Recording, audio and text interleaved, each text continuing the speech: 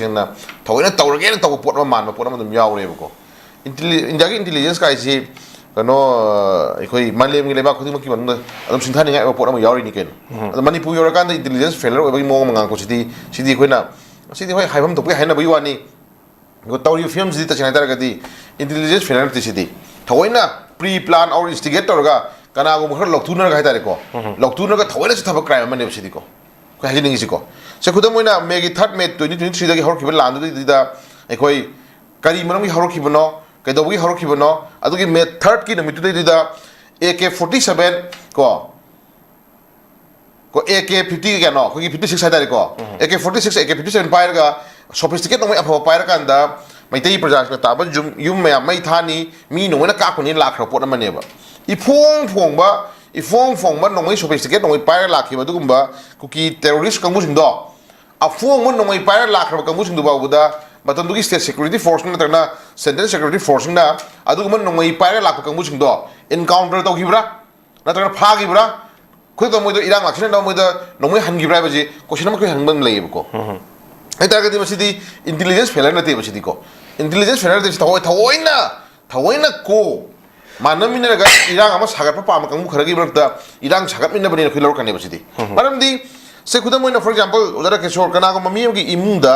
कना को मम्मी की जगह आमदा को जगह आमदा ngak saung bagi funa sai na ba thokpar ngak saung bagi launa ba ngak saung bagi nung thona ba amani natra adu migi yum ama thugai ni migi thawai logune na nongoi apha bakhan gi sophisticated nongoi apha bakhan pair ka laga adu su su sampur dagi na sai ka ni kangwai ta na ko adu gi marak sang ra jani du dai da nongoi apha pair ka laga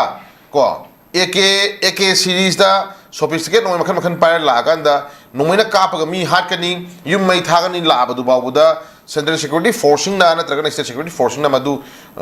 gi crime do sai gi थिंगना बरा तरगना मधु crime दो रिटाले तोना बगी थोक लोक किदा भाई जे मसिदी intelligence failure ओइर मोय खले बगी कोनो उदर किशोर इंटेलिजेंस फेलर है बदुना ताय फना पार्ट मनी को दुना पार्ट मनी अदुना पार्ट मनी कोइ हाइनिंग इज ताय फना होय उहौदना खंगौदना से खुदम मोइना से पहलगा में ते प्रमाण तरोसी को पहलगा में ते तू लम को लाको मयाम दुगी मरकता को खंगौदना टेररिस्ट खंगौदना संग लकांदा अटैक तोर में मी खर हालम में दो सीन रे को अदु खुदक्ता उहौदबा मिसिंदु तानरगा खुदक्ता रिटाले तौइदना गवर्नमेंट ना गवर्नमेंट नत्रा इंडिया गवर्नमेंट रिटाले तौगेबा को करी बॉम्ब टॉप सिरदना दगी अफाव बगा सही भरकी लेजब खुसुक्राइ म्याम थोक्तना करी पाकिस्तान दा बेस ऑफ टेररिस्ट म्याम दु केम संगदना मिगी कंट्री अमगी बॉर्डर एरिया लाजंदना काइनी उदर के शोर एक्शन तौबा तौरिद्रो अदुगी हिंदोक्तना चेनबा मिसिंगी मयु मकई थुगाइदना आईडी तौर थुगाइदना मयु नोय सला सादना मैम तौगे हाबनि दो खैजबना बट मणिपुर की 3 मे 2023 की इरांग सिगी हरखिबो नमिसिददी सोफिस्टिकेट नोय अफवा पाइरगा फजब नोय पाइरगा AK सीरीज पाइरगा सोफिस्टिकेट नोय मखन फजब पाइरगा मियामगी अदुगुंबा पब्लिक कायदारे मियामगी खोलाव लावनि लाइबा पीसनि लाइबा अदुगुंबा खोंसितुदिदा नोय अफवा पाइर लागान द क्राइम तौबा मी हाटपा मी नोयना कापा युम मै थाबदा अखोगी लेरिबा अदुगुंबा central security force state security force मदो रिटाले तौहिद्रिनेबको मदुदी हाइदी इंटुदी इंटेलिजेंस फेलर ओइ ओइ मरोय बादुदी कनो उदर केशोर इंटेलिजेंस फेलर ओइ हाइदी तोंगाना पार्ट अमनी अदुगा सिगी लेरिबा इशूजने इशू मनेबको हाइदी तसेंगना थवोइना नोंगै मखन अफा पाइर लाबावदा खुद हनगिदबा नोंगै अफा पाइर लागा मी कापावदा खुद हनगिदबा नोंगै अफा पाइर लागा लाबावदा फागिदबसना ताकोदी कईगुम समथिंग कंस्पिरेसी को लौटून मान पोट खर यावरम है बचमदी कोई चिंगदग मक्तरेब को अदन ngasi मियाम ना हाइनर मियाम ना प्रॉक्सी वार गाना हे हाइनर एसे मसी तब तब सम डिस्टिंग वर्करो अदन आई मणिपुर थोइबा पोसक्सिदी मणिपुर थोइबा जिक लेबा क्राइम सिदी उदर केशोर मसीदी कोइना इंटेलिजेंस फेलर ओबने मक्ति हाइनिंग दे को मी मिगी ओपिनियन दे लेना बयाय को मणिपुर थोइबा इरांग सिदी तसना तारगदी मसीदी फेलर नते थवोइना तौगेना तौबा पोट अमा यावरिबको थवोइना कंस्पिरेसी लौतुनरगा थवोइना इरांग सगर पांबा थवोइना तौबा देना मना थवोइना अखोगी मीजे अखोगी इंडिजिनस हादारेको येलो मीगा गा हाइबदसु साउंड ममी दम यावबनेबको इंग्लिश दा इंडिजिनस का हारगा हराउजब हाइतारेको अखोगी अदुना अखोगी लेरिबा पार्टिकुलर मैतै जी थवोइना मांगहल लगे थवोइना नमजन लगे थवोइना हातुओगे थवोइना को ममु थुति याद्रे थवोइना मुजी तुम्खलाइजे मम्मी तुमखलाइबा कनो तुमखलाम याद्रे खनबा दुगुंबा थवोइना प्लान तो कंगु यावर कांदा conspiracy amalo nena chatra bungtha mo na lajin la ane bako kai do bugi intelligence failure ni hai taraga di tangai phal khoi na chuna I opinion do ni ko tham tham jara kishor intelligence failure ni hai taraga di ai hai jani se ifong humon no mai pai raga haji ka phi kholi ba mayam jibu ai lady ba singi area periphery area ko lady ba center security force ngi na moi moi tar tar ba bunker moi tar koli ba area ngi da sorry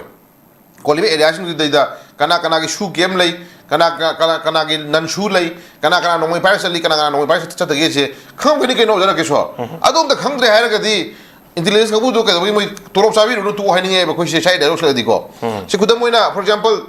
aru wan moi shoe me am da di tai phadna khudakta retire to ngam me ko pung gunmari phadna ato ba se kudam moi na se ngara ha ge litan da BSF ki jawan ama sibudo ngai te khoi ko ngai te to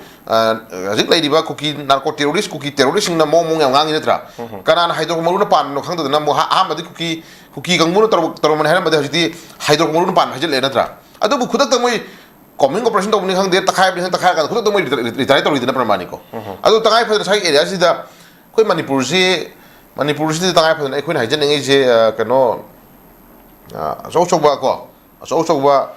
ngasagi jamela mayam ni la mayam so ang mayam ki thodu mayam ni manipur yor kan de khoi je ang pa thodu mu su oi khoi hang ngau tre ko handak su ka na no khoi notice ki manung da khoi ki karona NIA na haju manipur india gi oina tuan ba khoi no gi mayam ma ha tare ko khoi gi aron ma mayam ma khoi handak foreign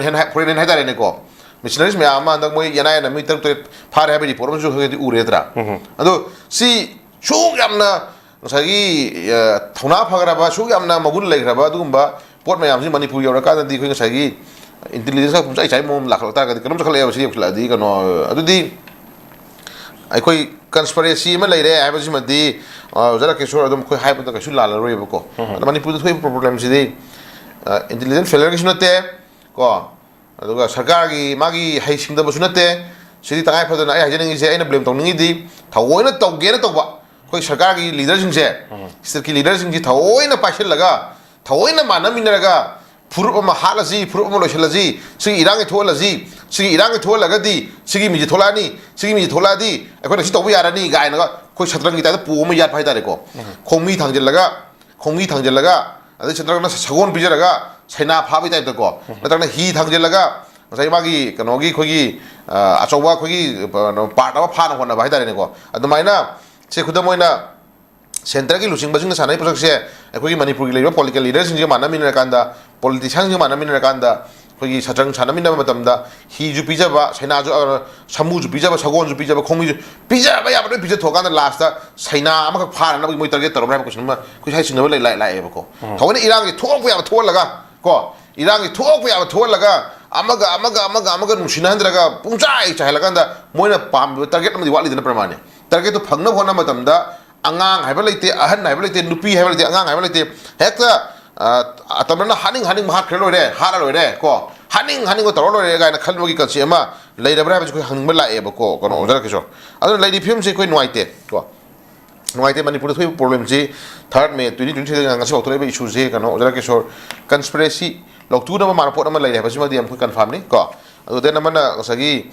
tongan bai khoi proxy war ama thare basima ju koi me am pen da me am long relation ni den na hajgi innocent angang ani hatpa ko angang ani hale hatu e yam ngai taw tam thiwe ko no mani basat mani kano masigi angang ani hatpa ani se